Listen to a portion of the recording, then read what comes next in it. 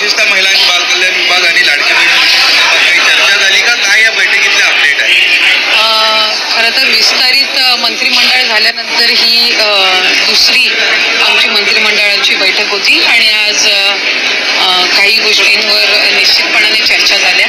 पण साधारणपणे गेल्या काही दिवसांपासून मुख्यमंत्री माझी लाडकी बहीण जी योजना आहे त्या संदर्भामध्ये काही तक्रारी ज्या प्राप्त झाल्यात किंवा माध्यम असतील किंवा इतर जे लाभार्थी आहेत त्यांच्याकडनं सुद्धा काही प्रश्न आम्हाला साधारणपणे विचारले जात होते.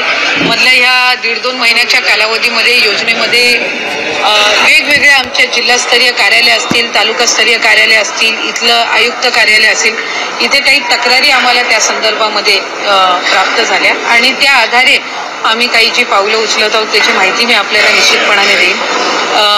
आधार मिसमॅच म्हणजे नाव आणि आधार नंबर जो आहे हा मिसमॅचच्या संदर्भामध्ये आमच्याकडे काही तक्रारी प्राप्त झाल्या.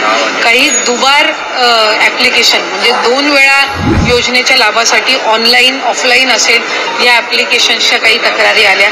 काही रिलोकेशन ऑफ स्टेट म्हणजे डोमेसाईलची जी अट आपण GR मध्ये घातलेली आहे त्याच्यामध्ये काही ज्या महाराष्ट्रामध्ये लग्नाच्या पूर्वी वास्तव्य करत होत्या पण लग्नानंतर त्या राज्यामधनं स्थलांतरित झालेल्या आहेत अशा काही त्याच्यामध्ये काहींनी स्वतःहून ॲप्लिकेशन केलेलं आहे की माझं आता लग्न झालेलं आहे आणि मी आता महाराष्ट्रातून कर्नाटकमध्ये शिफ्ट झालेली आहे. काही तिथल्या स्थानिक प्रशासनाकडनं आम्हाला तक्रारी प्राप्त झालेल्या आहेत. काही चुकीचे हमीपत्र दाखल केल्याच्या सुद्धा तक्रारी या काही स्थानिक प्रशासनाकडून आलेल्या आहेत आणि काही सरकारी नोकरीमध्ये लागलेले असल्यामुळे त्यांचा लाभ आता कमी करण्यात यावा अशा पद्धतीच्या काही स्वतःहून त्यांनी ॲप्लिकेशन केलेले आहेत की माझी सरकारी नोकरी लागलेली आहे त्याच्यामुळे आपण हे सरकारी चलनमार्फत ते रिफंड करून घ्यावं. जे आम्ही काही प्रमाणामध्ये काही जिथे कंप्लेंट बेस्ड आहेत तिथं सुरुवात केलेली आहे. पण काही ठिकाणी आत्ता आमची सरकारी नोकरी लागलेली आहे तर आम्ही या लाभासाठी पात्र नाही म्हणून आमचा लाभ कमी करण्यात यावा किंवा काहींचं प्रमोशन झालेलं आहे त्याच्यामुळे त्यांच्या सॅलरीमध्ये वाढ झालेली आहे, उत्पन्नामध्ये वाढ झालेली आहे अशा काही आलेल्या आहेत. काही 2.5 लाखापेक्षा जास्ती त्यांचं उत्पन्न झालेलं आहे म्हणून काही आलेले आहेत. तर काही विभागाकडून आलेल्या आहेत तक्रारी तर काही स्वतःहून केलेल्या सुद्धा तक्रारी आहेत.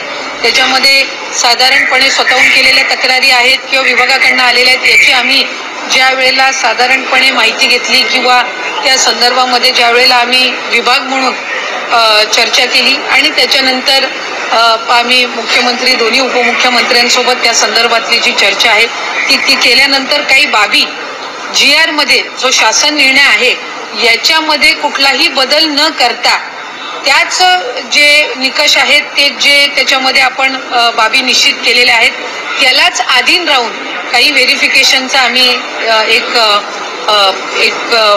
कार्यपद्धत आम्ही केलेली आहे डिसाईड. त्याच्यामध्ये साधारणपणे आपला जो इन्कम टॅक्स आहे म्हणजे आपण 2.5 लाखापेक्षा कमी उत्पन्न असणाऱ्या लाभार्थ्यांना आपण याच्यामध्ये लाभ देत आहोत. तर त्याच्यामध्ये इन्कम टॅक्स डेटा हा रिकन्साईल करणं हा एक त्याच्यामध्ये आम्ही विषय घेतलेला आहे की 2.5 लाखापेक्षा आत्ता आमच्याकडे काही स्वतःहून तक्रारी किंवा विभाग म्हणून तक्रारी आलेल्या आहेत की बाबा आमचं उत्पन्न 2.5 लाखाच्या वर वाढलेलं आहे तर आम्ही या लाभामध्ये आता पात्र होत नाही.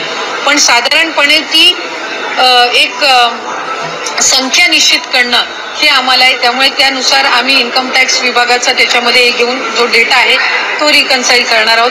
दुसरं याच्यामध्ये आम्ही शासन निर्णयामध्ये नमूद केलेलं आहे की जर एखादी लाभार्थी एखाद्या दुसऱ्या कुठल्या शासकीय योजनेचा लाभ घेत असेल आणि तो जर 1500 पेक्षा कमी असेल तर त्याची जी मॅचिंग फिगर आहे म्हणजे किमान त्यांना 1500चा लाभ मिळाला पाहिजे या दृष्टिकोनातून. उदाहरणार्थ नमो शेतकरी योजना जी आहे याचा लाभ 1000 रुपयापर्यंत असतो. तर या योजनेचा लाभ जे घेणारे आहेत त्यांना वरचं 500 रुपयाचं जे ब्रॅकेट आहे ते आपण शासन निर्णयामध्ये पण नमूद केलेलं आहे की आपण ते वरचे 500 देऊन त्यांचा लाभ आपण 1500 पर्यंत नेणार. त्यामुळे त्या दृष्टिकोनातून नमो शेतकरी स्कीमचे जे लाभार्थी आहेत ते आपण निश्चित करून आणखीन एकदा त्याची व्हेरिफिकेशन करून जे त्याच्यामध्ये लाभार्थी आहेत त्यांना हा जो वरचा लाभ आहे 500 पर्यंतचा हा आपण देण्याच्या दृष्टिकोनातून करत आहोत. त्याच्यामध्ये इतर ज्या काही योजना आहेत ज्या 1500 पेक्षा कमी लाभ देणाऱ्या आहेत आणि आपण त्याला 1500 पर्यंतचा लाभ मॅचिंग करणं आहे तर त्या दृष्टिकोनातून आम्ही एक स्क्रुटिनी एक ड्राईव्ह करत आहोत. ज्यांचे 4 चाकी वाहनं आहेत आणि तरी सुद्धा ते या ठिकाणी लाभ घेत आहेत, त्यांचा आपण ट्रान्सपोर्ट विभाग जो आहे, परिवहन विभाग जो आहे, त्यांच्या मदतीनं आपण तो एक डेटा त्या ठिकाणी क्रॉस व्हेरीफाय करत आहोत. ज्यांचं नावाचं मिसमॅच झालेलं आहे, म्हणजे आधार कार्डवर नाव वेगळं आणि स्पेलिंग आणि त्यांचं बँकचं खातं जे आहे त्याच्यावर त्यांची स्पेलिंग ही वेगळी आहे, ती एक क्रॉस व्हेरिफिकेशन आपण करत आहोत. आणि आम्ही केंद्र सरकारकडे किंवा आपल्या सेंट्रल गव्हर्नमेंटकडून आधारचं एक अप्रुव्हल आपल्याला लागतं KYC साठी, तर ती एक आम्ही त्यांची परवानगी आल्यानंतर ती एक आम्ही सुरुवात करत आहोत. त्यामुळे या 5 बाबींवर आपण साधारणपणे जे आम्हाला कंप्लेंट आलेले आहेत, मग काही कंप्लेंट पालघरमधून आलेले आहेत, काही यवतमाळमधून आलेले आहेत, काही फलटण साताऱ्यामधून आलेले आहेत, काही वर्ध्यामधून आलेले आहेत, तर या ज्या साधारणपणे कंप्लेंट झालेल्या आहेत त्याच्या आधारे आपण या 5 बाबींवर चौकशी किंवा एक क्रॉस व्हेरिफिकेशन आपण सुरू करत आहोत. याच्यामध्ये कुठेही आपण जो शासन निर्णय मूळ काढला होता याच्या कुठलेही निकष किंवा त्याच्यामध्ये कुठलेही बदल आपण करत नाही आहोत. फक्त जे निकष आम्ही GR मध्ये ठेवलेले होते त्याला अनुसरून ज्या काही तक्रारी आलेल्या आहेत त्या 5 बाबींवर आपण लक्ष केंद्रित करून ही पुढची जी काही व्हेरिफिकेशनची पद्धत आहे ती आपण करत आहोत. पण काही विचाराधीन आहे का? तुम्ही आता सांगितलं की 4 चाकी वाहन ज्यांच्याकडे आहे तो डेटा गोळा करण्याचं काम आता केलं जाणार आहे. मग ज्यांच्याकडे 4 चाकी वाहन असतात मग त्यांना त्यांच्या महिलांना, त्यांच्या घरच्या महिलांना हे मुख्यमंत्री लाडकी बहीण योजना ही लागू होणार की नाही होणार त्याच्या संदर्भात काही विचाराधीन निर्णय आहे? साधारणपणे मी म्हटल्याप्रमाणे मूळ GR ला आम्ही कुठेही हे करत नाही आहोत. त्या मूळ GR मध्ये असं आहे की ज्याचं दुचाकी वाहन आहे त्या पद्धतीनं त्यांना लाभ मिळेल. त्याच्यामुळे ज्या नियमानुसार तुमच्या GR नुसार जे लाभार्थी या क्रॉस व्हेरिफिकेशन मध्ये असणार आहेत त्या पद्धतीनं ते कंटिन्युएशन असणार आहे. परंतु ताई तुम्ही 2100 रुपयांची संपूर्ण 2100 मिळणार अशा पद्धतीचं निवडणुकीपूर्वी एक आश्वासन दिलेलं होतं. ते आश्वासन जनतेला हे सरकार कधीपर्यंत पूर्ण करणार आहे? तो 2100चा हप्ता मिळणार का महिलांना? त्या संदर्भातली भूमिका पण राज्याचे मुख्यमंत्री देवेंद्रजी फडणवीस साहेबांनी, उपमुख्यमंत्री शिंदे साहेबांनी आणि दादांनी सुद्धा स्पष्ट केलेली आहे की नवीन अर्थसंकल्प आपण शेवटी ज्या वेळेला रकमेची वाढ किंवा इतर बाबी म्हणत असतो त्या रँडमली वर्षाच्या कुठल्याही कालावधीमध्ये होत नसतात. आम्ही ही योजना ज्या वेळेला जाहीर केली त्यावेळेला सुद्धा ती बजेटमध्ये ती योजना आपण आणलेली होती आणि तिथून ती सुरू झालेली होती. त्याच्यामुळे नवीन अर्थसंकल्पीय अधिवेशन ज्या वेळेला येईल, ज्या वेळेला बजेट तयार केलं जाईल त्या संदर्भातला जो सकारात्मक निर्णय आहे तो त्यावेळेला निश्चितपणाने घेण्यात येईल. नाही, परंतु आता 2.5 कोटी महिला या संपूर्ण योजनेचा लाभ घेतात आहेत. जे अनावश्यक पद्धतीने ज्या महिला या योजनेचा लाभ घेतात आहेत किंवा त्यांचं उत्पन्न अधिक आहे ते कमी दाखवतात, याची सगळी स्क्रुटिनी अधिकारी कधीपर्यंत करतील आणि कधीपर्यंत जी 2.5 कोटी महिलांची संख्या आहे ती काही खाली होऊ शकते का? म्हणजे लाभार्थ्यांची पात्रतेची संख्या कमी होऊ शकते का? आता जे आपण काही आमच्याकडे ज्या तक्रारी आल्या त्या काही स्वतःहून केलेल्या आहेत, काही आम्हाला स्थानिक प्रशासनाकडनं त्यांच्या याच्यामध्ये ज्या आढळल्या त्याच्यामधून आलेल्या आहेत. पण या कम्पॅरेटिव्हली एक साचा आम्हाला देतोय की कुठल्या 5 गोष्टींकडे आपल्याला लक्ष केंद्रित करायचंय आणि त्यानुसार आपण ही व्हेरिफिकेशन किंवा या ज्या काही इन्कम टॅक्स विभागासोबतचे जे काही उत्पन्नाचं मॅच करण्याचे असतील किंवा 4 व्हीलरच्या ट्रान्सपोर्ट विभागासोबत असतील त्यानुसार ही आपण पावलं उचलत आहोत. याच्यामध्ये ज्या पात्र निश्चितपणाने ठरतील त्यांना ही योजना लागू राहणारच आहे, त्याबाबत काही नाही. जिथं दुबार ऍप्लिकेशन झाले, डबल ऍप्लिकेशन आहे किंवा जिथे आता त्यांचं स्थलांतर झालेलं असेल दुसऱ्या राज्यामध्ये, स्वाभाविकरित्या ते आपल्या शासन निर्णयामध्ये त्या पद्धतीच्या ज्या बाबी आहेत ते स्पष्ट केलेल्या आहेत. आम्ही फक्त GR काटेकोर पद्धतीने हे करत असताना कंप्लेंट बेस जात आहोत. कारण सुरुवातीला सुद्धा मुख्यमंत्री असतील आम्ही या गोष्टीला त्या ठिकाणी ज्या वेळेला विचारणा करण्यात आलेली आहे एक बाब आम्ही स्पष्ट केलेली आहे की कुठलीही जे पाऊल आहे या योजनेबाबत ते कंप्लेंट बेस्ड असेल, कुठलीही स्क्रुटिनी असेल ही कंप्लेंट बेस्ड असेल. आज जे आम्हाला कंप्लेंट्स आलेल्या आहेत त्या आधारे आपण ही पुढची जी प्रक्रिया आहे किंवा कारवाई आहे ही आपण करत आहोत.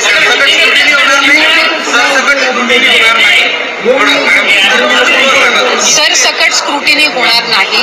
मी म्हटल्याप्रमाणे ही स्क्रुटिनी कंप्लेंट बेस्ड असणार आहे. या संदर्भामध्ये आम्ही आधी सुद्धा स्पष्टता दिलेली आहे की आपण साधारणपणे अधिकाधिक गरजू महिलांना हा लाभ मिळण्याच्या दृष्टिकोनातून ही योजना आणलेली आहे. महिला आर्थिकरित्या सक्षम झाल्या पाहिजेत या दृष्टिकोनातून ही आणलेली आहे. त्याच्यामुळे ज्या काही आत्ता ज्या बाबी आम्ही नमूद केल्या या कंप्लेंट बेस्ड आहेत. या संदर्भातल्या कंप्लेंट्स या आम्हाला वेगवेगळ्या जिल्ह्यामधून प्राप्त झालेल्या आहेत. माझ्याकडे आता सुद्धा पालघरमधून आलेली असेल, धुळ्यातून आलेली असेल, डबल ॲप्लिकेशनची वर्ध्यामधून आलेली असेल, काही स्थानिक आमच्या अधिकाऱ्यांकडनं त्यांच्या निदर्शनास आलेले आहेत, काही स्वतःहून केलेले आहेत. म्हणजे एक लाभार्थी जे आहे त्यांनी आम्हाला स्वतःहून ॲप्लिकेशन केलेलं आहे की माझं आता लग्न झालेलं आहे आणि मी महाराष्ट्रातून कर्नाटकमध्ये स्थलांतरित झालेले आहे, त्यामुळे मी आपल्या या योजनेसाठी पात्र होणार नाही. एक आम्हाला जी आलेली आहे त्यांनी स्वतः दिलेला आहे की आधार कार्ड हे करत असताना मी चुकीचा नंबर त्याच्यामध्ये टाकला. ही ऑक्टोबर महिन्यातली तक्रार आहे. एक दोन तक्रारी आमच्याकडे अशा आलेल्या आहेत की मला आता सरकारी नोकरी लागलेली आहे, त्याच्यामुळे मी या योजनेसाठी पात्र आता होत नाही. त्यामुळे आपण ज्या काही बाबी करत आहोत या कंप्लेंट बेस्ड आहेत. कुठेही सरसकट स्क्रुटिनी ही आपण करणार नाही आहोत, हे मला आपल्या माध्यमातून सर्व माता भगिनींना निश्चितपणाने सांगायचं. ते आम्ही साधारणपणे आज मी आणताना या प्राथमिक स्वरूपात आणलेल्या आहेत, पण याच्यापैकी डबल ॲप्लिकेशनच्या, स्थलांतरित झालेल्याच्या, उत्पन्नाच्या याच्यामध्ये वाढ झालेल्याच्या साधारणपणे 80-90% तक्रारी त्या पद्धतीच्या आहेत, म्हणजे ज्या आलेल्या आहेत त्यापैकी. आणि त्याचं आम्ही एक जे काही त्या संदर्भातली योग्य तो विचार करून आम्ही या 5 बाबी आणि या 5 बाबी या आपण GR मध्ये नमूद केलेल्या आहेत. कुठेही आपण शासन निर्णयामध्ये बदल करत नाही आहोत. कुठल्याही एका योजनेचा जर आपण लाभ घेत असाल, समजा उदाहरणार्थ संजय गांधी निराधार योजना आहे, त्याचा लाभ 1500चा आहे, म्हणून ज्या लाभार्थी आहेत संजय गांधीच्या ह्या आपण लाडक्या बहीणमध्ये घेतलेल्या नाहीयेत. पण नमो शेतकरी ही योजना आहे याचा 1000 रुपयाचा लाभ आहे. आपण GR मध्येच नमूद केलेलं आहे की आपण 1500 जो फरक असेल ती फरकाची रक्कम आपण देणार. त्याच्यामुळे याच्यात आपण कुठेही GR मध्ये आपण बदल करत नाही. दुचाकी आहे आम्ही GR मध्येच नमूद केलेलं आहे, पण 4 चाकी यांनी काही कंप्लेंट्स आम्हाला आलेल्या आहेत, तर त्याच्याने आपण फक्त पॅन त्याच मुद्द्याची आपण पॅन महाराष्ट्र आपण स्क्रुटिनी करतोय. आपण कुठेही विदाऊट कंप्लेंट आम्ही स्क्रुटिनी इनिशिएट करत नाही आहोत.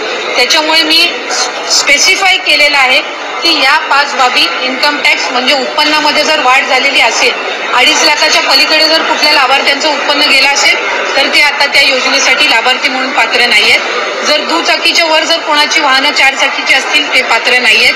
जर ते इंटरस्टेट जर मॅरेजेस झालेले असतील तर ते आता त्याच्यासाठी पात्र नाही आहेत. सरकारी नोकरी लागली असेल तर ते पात्र नाही आहेत. आणि आधार कार्ड आणि बँकचं हे जर नावामध्ये फरक असेल आणि त्यांनी ती लक्षात आणून दिलेली आहे तर ते पात्र नाहीत. पण याच 5 बाबींवर आपण पॅन महाराष्ट्र जे आहे ते आपण त्या संदर्भातली योग्य ती पावलं उचलत आहोत. साधारण अॅनालिटिकल जर बघायला गेलं तर आपण तक्रारी किंवा आपल्या स्थानिक प्रशासनाच्या देखील लक्षात आलेलं आहे की काही म्हणजे पात्रधारक नसतानाही काही लोकांच्या खात्यात पैसे जात आहे. याची आकडेवारी टक्केवारी किती आहे, साधारण किती टक्के महिलांना यातनं वगळलं जाईल असं वाटतंय प्राथमिकरित्या, जेणेकरून सरकारचा निधी देखील वाचेल? नाही, विषय याच्यामध्ये सरकारचा निधी वाचवणं नाहीये, कारण आम्ही सुरुवातीच्या कालावधीपासूनच 2.5 कोटी लाभार्थी आपले असतील हे आम्ही विभाग म्हणून सुद्धा धरून चाललेलो होतो. जेव्हा बजेटची सुद्धा घोषणा झाली त्याच्यानंतर सुद्धा 2.5 कोटी लाभार्थी हे साधारणपणे रफली मॅक्सिमम असतील हा एक त्याच्यामुळे पैसे वाचवणं किंवा निधी वाचवणं हा विषय नाहीये. याच्यामध्ये